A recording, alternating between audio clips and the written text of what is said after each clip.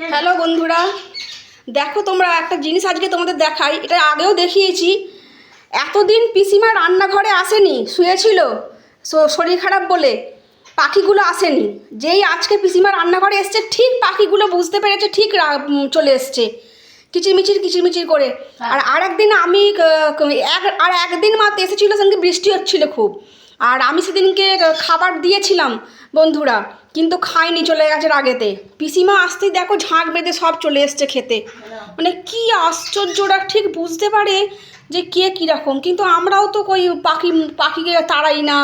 বা আমার ছেলে তো আবার বাড়িতে আরশোলা বেরোলেও তাকে মারতে দেয় না বন্ধুরা।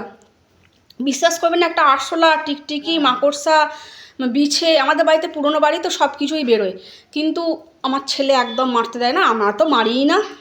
কিন্তু কি করব, আরশোলাগুলোকে মাঝে মাঝে হিট দিতে হয়, কিছু করার নেই, নাহলে বেশি বেড়ে যাবে। আজকে পাখিগুলোর আমি কথা চিন্তা ভাবনা করছি যে পাখিগুলো কীরকম বোঝে। হ্যাঁ,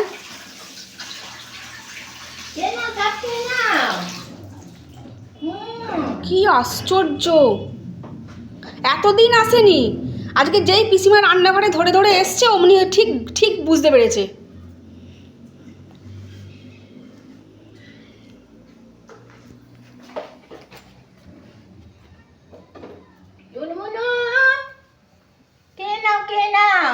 আর আকাশটা কি সুন্দর লাগছে দেখো বন্ধুরা, যেন মনে হচ্ছে পুজো এসে গেছে। পুজো তো এসেই গেছে, পেঁজা তুলোর মতো আকাশে মেঘ, রোদ্দুর উঠলেই যেন মনে হয় পুজো পুজো ভাব। বলো পিসিমা?